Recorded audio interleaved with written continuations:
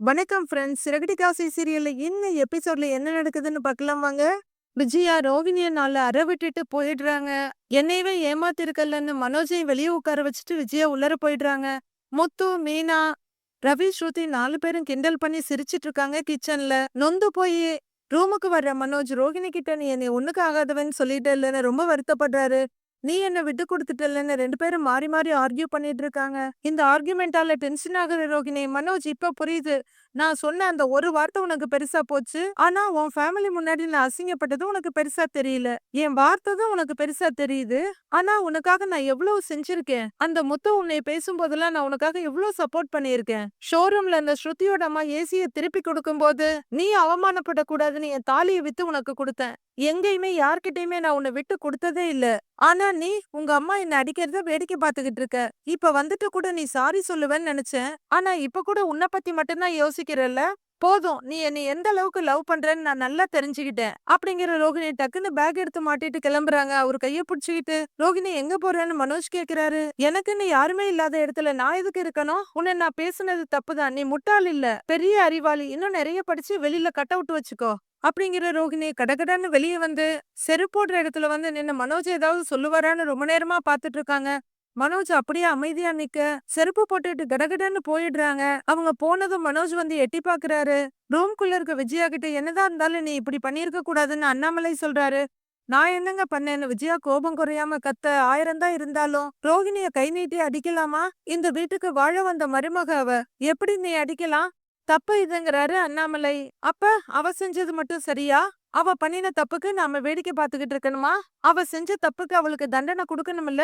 என் வயிறெல்லாம் எரியுது. அவள நான் தலைமையில தூக்கி வச்சுக்கிட்டுல ஆடுனேன். என்ன வேலை பார்த்திருக்கா அப்படின்னு விஜயா ஆங்காரமா கத்திட்டு இருக்க. இதுக்குதான் பல தடவை உனக்கு படிச்சு படிச்சு சொன்னேன், மருமகள்ங்க எல்லாரையும் ஒரே மாதிரி பாருன்னு. ஒருத்தர் தலைக்கு மேல தூக்கி வச்சு கொண்டாடுறதோ ஒருத்தைய கால்ல போட்டு மிதிக்கிறதும் உனக்கு வழக்கமா போச்சு. ரெண்டுமே தப்புதான். இதுக்கான விளைவுகளை நீ சந்திச்சுதான் ஆகணும். நான் எவ்வளவோ தடவை சொன்னேன். இப்ப பாரு, ரோகிணிய தலையில தூக்கி வச்சேன்னு வருத்தப்படுற. அதே மீனாவுக்காக எப்ப வருத்தப்பட போறேன்னு எனக்கு தெரியல அப்படின்னு அண்ணாமலை சொல்ல, இருக்க கோவத்துல இது வேறையான பட்டுன்னு எழுந்திருக்கிற விஜயா, நீங்க வேற தேவையில்லாம எதையாவது சொல்லிட்டு இருக்காதீங்க.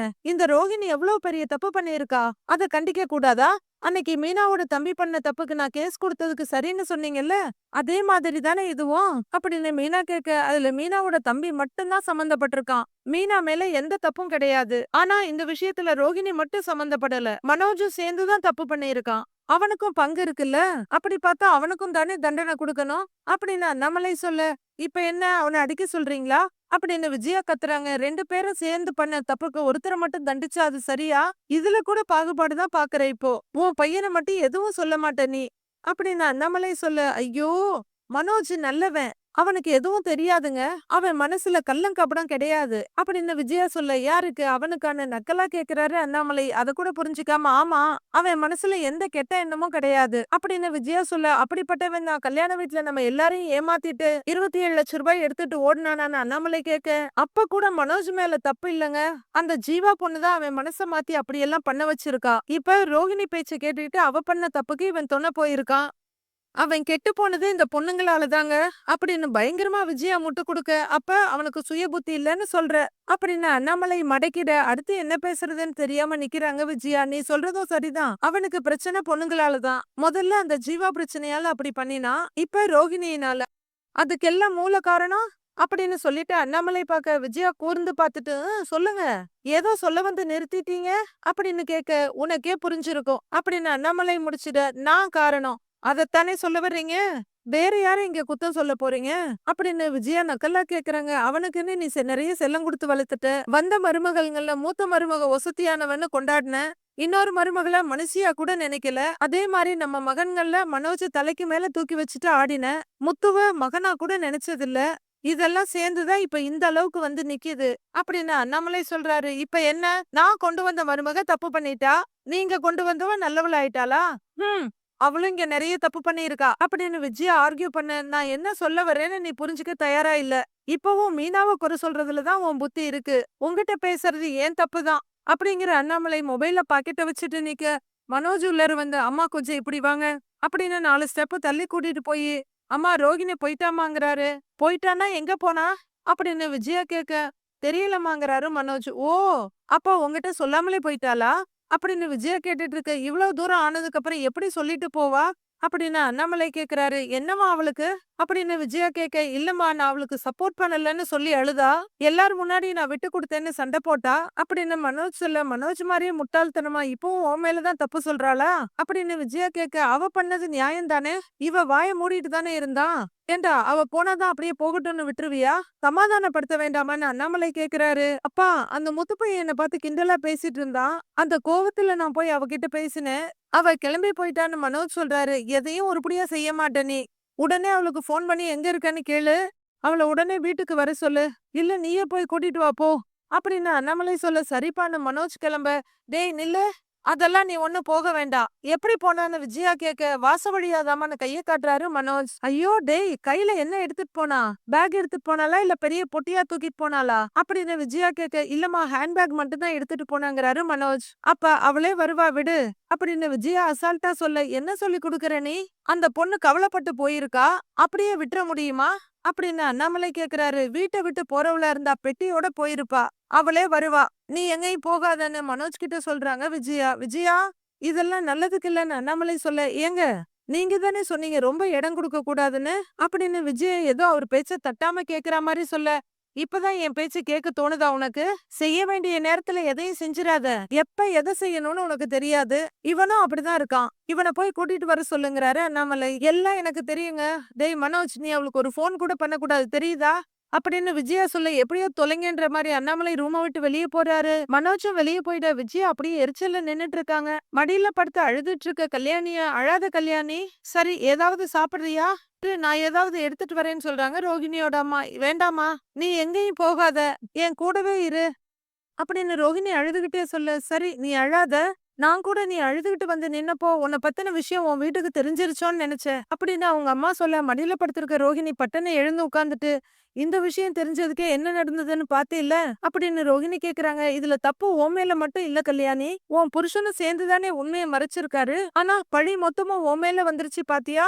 ஆனா நீயும் அவசரப்பட்டு வார்த்தையை விட்டுருக்க கூடாது கல்யாணி. அவர் என்னை விட்டு கொடுத்து பேசிட்ட. அதனாலதான் உன் மாமியார் கோவப்பட்டிருக்காங்க.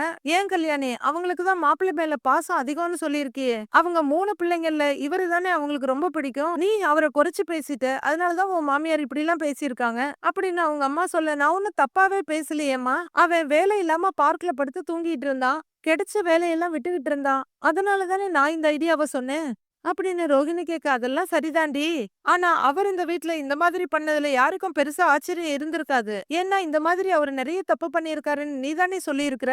ஆனா உன்கிட்ட இருந்து இதை யாரும் எதிர்பார்த்து இருக்க மாட்டாங்க. அதுவும் நீ இதை மறைச்சத உன் மாமியாரால ஏத்துக்க முடியல. சரி ஏதோ நல்லதுன்னு நினைச்சு நீ பண்ணிருக்க. அத பொறுமையா நீ வீட்ல எடுத்து சொல்லியிருக்கலாம்ல. அத விட்டுட்டு நீ அவசரப்பட்டு வார்த்தையை விட்டுட்ட அப்படின்னு அவங்க அம்மா சொல்ல, அவசரப்படுறத பத்தி நீ பேசாதம்மா. நீ எனக்கு அவசரப்பட்டு ஒரு கல்யாணத்தை பண்ணி வச்சதுனாலதான் இப்ப நான் அவஸ்தைப்பட்டுகிட்டு இருக்கேன் அப்படின்னு அம்மாவையே திருப்பி அடிக்கிறாங்க ரோகிணி. திரும்ப திரும்ப ஏண்டி அங்கேயே வந்து நின்னுட்டு இருக்கிற? முடிஞ்ச கதையை பத்தி பேசி ஒன்னும் ஆக போறது இல்ல கல்யாணி. ஆனா என்னதான் நடந்திருந்தாலும் நீ அங்கேயே இருந்து அவங்கள சமாதானப்படுத்த தான் முயற்சி பண்ணியிருக்கணும். இப்படி கிளம்பி வந்திருக்க கூடாது அப்படின்னு அவங்க அம்மா சொல்ல, இப்ப என்ன நீ இங்க வராதன்னு சொல்றியா அப்படின்னு ரோஹிணி முட்டாள்தனமா கேட்க, புச்சு கொட்டுற அவங்க அம்மா, இப்படி ஒரு சூழ்நிலையில நீங்க வந்திருக்க வேணான்னு தான் சொல்றேன். இப்படி சொல்லாம கொள்ளாம வீட்டை விட்டு வந்திருக்க. அந்த பண விஷயத்திலேயே உன் மாமியார் உன் மேல கோவப்பட்டிருக்காங்க. நீ பாட்டுக்கு இப்படி கிளம்பி வந்துட்டா உன் மேல கோவம் இன்னும் அவங்களுக்கு அதிகமா தானே வரும் அப்படின்னு அவங்க அம்மா சொல்ல யோசிக்கிறாங்க ரோஹிணி. முதல்ல வீட்டுக்கு கிளம்பி போ கல்யாணி அப்படின்னு அவங்க அம்மா சொல்ல, போய் போய் என்ன என்னம்மா பண்ண சொல்ற? அங்க இருக்க எல்லாருமே என்ன கேள்வி கேக்குறாங்க. நீ எப்பவுமே அந்த முத்துவ நல்லவன்னு சொல்லுவீல்ல. இப்ப என்ன மாட்டி விட்டதே அந்த முத்து தான் அப்படின்னு ரோகிணி சொல்ல, உன் மேல இல்லாத பழி எதையும் அவங்க சொல்லல. நடந்த உண்மையதானே சொல்லியிருக்காங்க அப்படின்னு அவங்க அம்மா சொல்ல, இப்ப கூட நீ அவனுக்காக தான் பேசுறல்ல அப்படின்னு ரோகிணி கேட்க, ஐயோ இவகிட்ட எப்படிதான் பேசுறதோ தெரியலன்னு சலிச்சிடுறாங்க அவங்க அம்மா. இதுல நீ அவங்க மேல கோவப்படாத. அந்த பணத்தை பத்தி வீட்டுல சொல்லியிருந்தா இவ்வளவு பிரச்சனை வந்திருக்காதுல்ல அப்படின்னு அவங்க அம்மா கேட்க, சொல்லியிருந்தா முத்து அந்த பணத்தை 3ஆ பிரிக்க சொல்லியிருப்பான். மனோஜ் கைக்கு ஒண்ணுமே வந்திருக்காது. அப்புறம் எங்களால ஷோரூமும் ஆரம்பிச்சிருக்க முடியாது. அம்மா இது மத்த யாருக்கும் புரியலன்னா கூட பரவாயில்லம்மா. மனோஜே எனக்கு சப்போர்ட் பண்ணாம அமைதியா இருந்தான். அதுதான் எனக்கு ரொம்ப கஷ்டமா இருக்கு. அவன் எப்பவுமே அவங்க அம்மா பேச்சுதான் கேக்குறான். அப்படின்னு ரோகிணி குறைப்பட, இதெல்லாம் தெரிஞ்சுதானே கல்யாணம் பண்ணிக்கிட்ட? அப்படின்னு அவங்க அம்மா கேக்குறாங்க. அதுக்காக இப்படி ஒரு சிச்சுவேஷன்ல கூட என் கூட நிக்க மாட்டானா? 2 பேரும் சேர்ந்து தானே இப்படி பண்ணலாம்னு முடிவு பண்ணோம். இப்ப எல்லாரும் என்ன மட்டும் ப்ளேம் பண்றாங்க? அப்படின்னு ரோகிணி கேட்க, என்ன மாப்பிள்ள அந்த வீட்டு பையன். அதுவும் உன் மாமியாரோட செல்ல பிள்ளை. அவங்க எப்படி அவர தப்பு சொல்லுவாங்க? நீயும் கொஞ்சம் இறங்கி போய் பேசியிருந்தா இந்த பிரச்சனை இவ்ளோ தூரம் வந்திருக்காது. நான் சொல்றத கேளு கல்யாணி. முதல்ல கிளம்பி நீ உன் வீட்டுக்கு போ அப்படின்னு அவங்க அம்மா சொல்ல, என்னை அனுப்புறதுலயே குறியா இருக்கல்ல நீ அப்படின்னு ரோகிணி கேக்குறாங்க. நீ வீட்டை விட்டு வந்ததுல அவங்களுக்கு இன்னும் கோவம் அதிகமாயிடும். அதனாலதான் போன்னு சொல்றேன் அப்படின்னு அவங்க அம்மா சொல்ல, நான் அங்க இருந்திருந்த ஆன்டி என்னை பார்க்கும் போதெல்லாம் திட்டிகிட்டே இருந்திருப்பாங்க அப்படின்னு ரோகிணி சொல்றாங்க. உன் நிலைமை எனக்கு புரியுது கல்யாணி. ஆனா நீ எப்படியும் அந்த வீட்டுக்கு போய் தானே ஆகணும் அப்படின்னு அவங்க அம்மா சொல்ல, அதை இன்னும் முடிவு பண்ணல அப்படின்னு ரோகிணி சொல்ல திகைச்சு போறாங்க அவங்க அம்மா. அப்ப இங்கேயே இருக்க போறியா நீ அப்படின்னு அவங்க கேட்க, நான் எப்படிம்மா இங்கேயே இருக்க முடியும்? நான் தேடிக்கிட்ட வாழ்க்கை அங்க இருக்கு அப்படின்னு ரோகிணி சொல்ல, அந்த வாழ்க்கையை தொலைச்சிடக்கூடாதுன்னு தான் கிளம்பி போன்னு சொல்றேன். போய் அவங்க கிட்ட மன்னிப்பு கேளு. ஒரு பொருளை தொலைச்ச இடத்துல தான் தேடணும். அதை விட்டுட்டு வெளியே தேடக்கூடாது. கிளம்பி போ. இன்னும் கொஞ்ச நேரத்துல கிறிஸ் ஸ்கூல்ல இருந்து வந்துருவான். அவனுக்கு இதெல்லாம் புரியுற வயசு ஆகிட்டு இருக்கு. அவனுக்கு இதெல்லாம் தெரிய வேண்டாம். நீ கிளம்பி வீட்டுக்கு போ அப்படின்னு அவங்க அம்மா சொல்ல, ரோஹிணி யோசிச்சுட்டு உட்கார்ந்துருக்காங்க. மொபைல்ல எதையோ பார்த்துட்டு செம்மையா சிரிச்சிட்டு ஸ்ருதி வந்து சோஃபால உட்கார்றாங்க. இத பாக்குற மீனா, என்ன ஸ்ருதி சிரிச்சிட்டு இருக்கீங்க அப்படின்னு கேக்க, இங்க வாங்க, சும்மா ஒரு காமெடி ரீல் பாக்குறேன், இங்க பாருங்கன்னு ஸ்ருதி காட்டிட்டு சிரிச்சிட்டே இருக்காங்க. என்னங்க அந்த பையனை போட்டு இந்த பொண்ணு இந்த அடி அடிக்கிறாங்க அப்படின்னு மீனா கேக்க, ஆமாங்க காமெடி பண்ணிட்டு இருக்காங்க, இவங்க 2 பேரும் ஹஸ்பண்ட் அண்ட் ஒய்ஃப் தான் அப்படின்னு சொல்லிட்டு ஸ்ருதி பயங்கரமா சிரிக்க, என்னங்க புருஷனை போட்டு இப்படி அடிக்கிறாங்க அப்படின்னு மீனா கேட்க, அது ரீல்ஸ்க்காக தான். கப்பல்ஸ் எல்லாம் சேர்ந்து இந்த மாதிரி வீடியோஸ் தான் பண்ணிட்டு இருக்காங்க. இப்பெல்லாம் கல்யாணம் பண்றதே இந்த மாதிரி கப்பல் ரீல்ஸ் பண்றதுக்காக தான். இப்ப பாருங்க அவ அடிப்பா பாருங்க அப்படின்னு காட்டிட்டு ஸ்ருதி விழுந்து விழுந்து சிரிக்க, மீனாவும் பார்த்துட்டு லைட்டான சிரிப்போட, ஐயோ பாவங்க அப்படின்னு சொல்லி 2 பேரும் பார்த்து சிரிச்சிட்டு இருக்க இந்த சத்தத்தை கேட்டு விஜயா வெளியே வர்றாங்க. அவங்க அந்த பிரசன்ஸ உணர்த்துறதுக்காக தொண்டையை செருமி காட்டுறாங்க. ஆனா 2 பேருக்கு அது புரியல. விழுந்து விழுந்து சிரிக்கிறவங்கள பார்த்து, ஏய் என்ன தெருவுக்கே கேக்குற மாதிரி சிரிச்சிட்டு இருக்கீங்க அப்படின்னு கத்த, டக்குன்னு மீனா எந்திரிச்சு நின்னுறாங்க. ஸ்ருதியும் எழுந்து நிக்கிறாங்க. சிரிக்கிற மாதிரி விஷயமா இந்த வீட்ல நடந்திருக்கு அப்படின்னு விஜயா கோவமா கேட்க, அதுக்காக சிரிப்பு வரும்போது சிரிக்காம இருக்க முடியுமா ஆண்டி அப்படின்னு ஸ்ருதி கேக்குறாங்க. வீட்ல என்ன நடந்துட்டு இருக்கு? இங்க என்ன பண்ணிட்டு இருக்கீங்க? ஏய் உனக்கு என்னடி அப்படி சிரிப்பு அப்படின்னு மீனாவை பார்த்து விஜயா கேட்க, ஆண்டி நான் தான் அவங்கள கூப்பிட்டு ஃபன்னி வீடியோஸ் காமிச்சேன், வேணா உங்களுக்கும் காட்டுறேன் வாங்க அப்படிங்கிற ஸ்ருதி விஜயா பக்கத்துல நின்னு மொபைல நீட்ட, ஏய் இந்த வீட்ல நடக்கிறதே பெரிய காமெடியா இருக்கு, ஊரே சிரிக்குது அப்படின்னு சொல்லிட்டு இருக்க. அம்மான்னு பிச்சைக்காரனாட்ட கூப்பிட்டுட்டு வந்து மனோஜ் நிக்க, என்ன சொல்லுன்னு கோவமா நகர்றாங்க விஜயா. அம்மா அம்மா, ரோகிணி வீட்டை விட்டு போய் ரொம்ப நேரம் ஆகுதுமா, இன்னும் காணோங்கிறாரு, அதுக்கு என்ன பண்ண சொல்ற அப்படின்னு விஜயா கேட்க, அம்மா இது வரைக்கும் ஒரு ஃபோன் கூட பண்ணலமாங்கிறாரு மனோஜ். பண்ணலன்னா எனக்கு என்னன்னு விஜயா கேட்க, இல்லம்மா சொன்னேம்மா அப்படின்னு மனோஜ் சொல்லிட்டு இருக்க. படியேறி வந்துட்டு இருக்காங்க ரோகிணி. என்கிட்ட சொல்லி என்ன ஆக போகுது? என்ன ஃபோன் பண்ண சொல்றியா அப்படின்னு விஜயா கேட்க, இல்லம்மா நான் வேணா ரோகிணிக்கு ஃபோன் பண்ணி அப்படின்னு மனோஜ் ஆரம்பிக்க, ஏய் கால் பண்ணி அவளுக்கு என்ன மிரட்டுறாங்க விஜயா. இல்லன்னு மனோஜ் தலையாட்ட, இல்ல பண்ணட்டுமான்னு கேக்குறேங்கிறாரு அவரு. ஒண்ணும் தேவையில்ல அப்படின்னு விஜயா சொல்ல, அம்மா அவ பாவங்கிறாரு மனோஜ். என்ன பாவம்? அவ மேல இறக்கம் வந்துருச்சா உனக்கு இப்ப? அவ லேசுப்பட்டவ இல்லன்னு இப்பதான் எனக்கு தெரியுது. எவ்வளவு பெரிய உண்மை என்கிட்ட இருந்து மறைச்சிருக்கா, உன்னையும் மறைக்க சொல்லியிருக்கா. தப்பையும் செஞ்சுட்டு உன்ன வேற மட்டம் தட்டி பேசுறா. நீ அவளுக்கு போன் பண்ண போறியா? போன் அவளுக்கு வர தெரியும், நீ ஒன்னும் அவளுக்கு போன் பண்ண தேவையில்ல போ அப்படின்னு விஜயா கத்திட்டு இருக்க. ரோகிணி வாசப்படியில வந்து நிக்கிறாங்க. அத பாக்குற மீனா லைட்டா சுருதியோட கையில இடிச்சு விட்டு அங்க பாருங்கன்னு காமிக்கிறாங்க. அத்தா அவங்க வந்தது தெரியாம பேசிட்டு இருக்காங்க அப்படின்னு மீனா சொல்ல, தெரிஞ்சாலும் இப்படிதான் பேசுவாங்க அப்படின்னு ஸ்ருதியும் சொல்றாங்க. ஆன்டின்ற குரல் கேக்குது. டக்குன்னு மனோஜ் திரும்பி பார்த்து ரோஹிணி அப்படின்னு அவங்க பக்கமா போக பாக்குறாரு. உடனே விஜயா, மீனா அங்க என்ன வாய் பாத்துக்கிட்டு இருக்கிற, போய் காஃபி போட்டு கொண்டு வா போ அப்படின்னு மிரட்டுறாங்க. அத்தை கொஞ்ச நேரத்துக்கு முன்னாடி தானே குடிச்சீங்க அப்படின்னு மீனா சொல்ல, ஏன் இன்னொரு தடவை கேட்டா கொடுக்க மாட்டியா?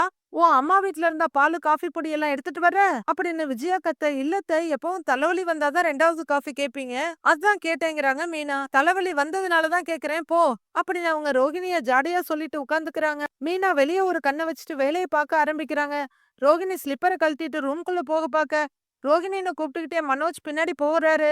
டேய் அப்படின்னு விஜயா அதட்ட, அம்மான்னு திரும்பி வந்துடுறாரு. எங்கடா போறேன்னு கேட்க, வந்துட்டா அப்படின்னு மனோஜ் சொல்றாரு. அதான் வந்துட்டால்ல, அப்புறம் என்ன நீ அந்த பக்கம் போ அப்படின்னு கிச்சன் பக்கம் கைய காட்டுறாங்க விஜயா. இல்லம்மா போன் பேசணும் அதுதான் மனோஜ் சொல்ல, மாடியில போய் பேசு, சொல்றத செய்டா போடா அப்படின்னு விஜயா கத்த, வாசப்படியிலேயே நின்று இருக்க ரோகிணிய ஒரு பார்வை பார்த்துட்டு மனோஜ் அந்த பக்கம் போயிடுறாரு. அவர் அங்க போனதும் ரோகிணி ரூம்குள்ள போயிடுறாங்க. மீனா இதெல்லாம் பாக்குறதுக்காக டைனிங் டேபிள் கிட்ட நின்னு துடைக்கிற மாதிரி பண்ணிட்டு இருக்க. ஏய் காஃபி போட சொன்னா என்ன பண்ணிட்டு இருக்கன்னு கத்துறாங்க விஜயா.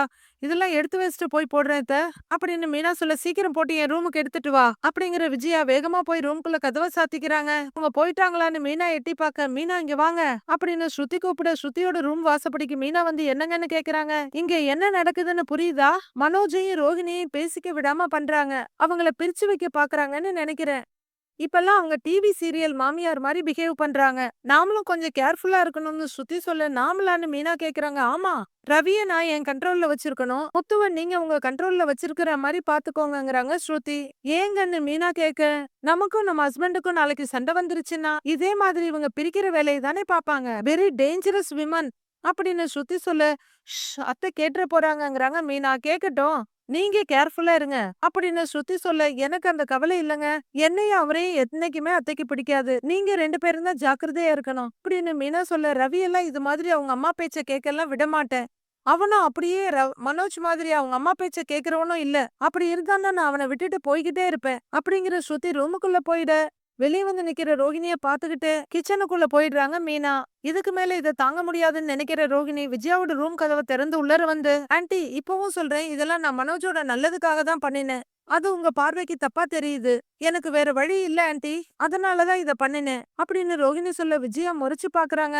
நான் இந்த வீட்ல வந்த நாள்ல இருந்து பாக்குறேன், மனோஜுக்கு மரியாதையே இல்லாம இருக்கு, மனோஜுக்கு ஒரு நல்ல லைஃப் கிடைக்கணும்னு தான் நான் இத பண்ணினேன், அவரை ஜெயிக்க வைக்கணுங்கிற எண்ணம் மட்டும்தான் இருந்துச்சு எனக்கு அப்படின்னு ரோகிணி சொல்ல, உன் தப்ப மறைக்கிறதுக்கு காரணம் எல்லாம் சொல்லாத அப்படின்னு விஜயா சொல்றாங்க. தப்புதான் ஆன்ட்டி, ஆனா அந்த பணத்துல நான் எனக்காக நகையோ புடவையோ காரோ வாங்கல ஆன்ட்டி, அந்த பணத்தை வச்சு நான் ஒன்னும் வெக்கேஷன் போகல, உங்க பையனுக்கு நல்லதுதான் பண்ண, மனோஜ் லைஃப்ல ஜெயிக்கணும்னு தான் ரோகிணி சொல்ல, என்னடி என்னமோ நீ மட்டும் தான் அவனுக்கு நல்லது நினைக்கிற மாதிரி பேசுற, நீ அவனுக்கு நல்லது பண்ணனியோ கெட்டது பண்ணனியோ எதுவா இருந்தாலும் என்கிட்ட சொல்லி இருக்கணும், என்கிட்ட சொல்லாம செஞ்சது தப்புதான், மனோஜ் என்கிட்ட எதையுமே மறைக்க மாட்டான், ஆனா அவனை நீ தடுத்திருக்க, இப்ப வந்து நியாயம் பேசுறியா, ஒழுங்கா இங்க இருந்து போயிடு, என் கண்ணு முன்னாடி நிக்காதன்னு கத்துறாங்க விஜயா. ஆன்ட்டி அப்படின்னு ரோகிணி கூப்பிட, போயிரு அப்படின்னு விஜயா மறுபடியும் கத்த, ரோகிணியும் கொஞ்சம் கோவப்பட்டு டக்குன்னு வெளியே போயிடுறாங்க. விஜயா வெடுக்குன்னு முகத்தை திருப்பிக்கிறாங்க. அவங்களோட ரியாக்ஷன் என்னவா இருக்கும்ன்றத பொறுத்திருந்து பார்க்கலாம் ஃப்ரெண்ட்ஸ். நாளைய ப்ரோமோல ரோகிணி வாங்க சாப்பிடலாம் அப்படின்னு ஹால்ல நிக்கிற ரோகிணியை பார்த்து ஸ்ருதி சாப்பிட்டுட்டு இருக்காங்க, கூப்பிடுறாங்க. ரோகிணி வந்து சாப்பிட உட்கார, எந்திரி ஏந்திரின்னு சொன்னேன் அப்படின்னு விஜயா கத்த, அங்க நிக்கிற மீனா பக்கத்துல போய் நிக்கிறாங்க ரோகிணி.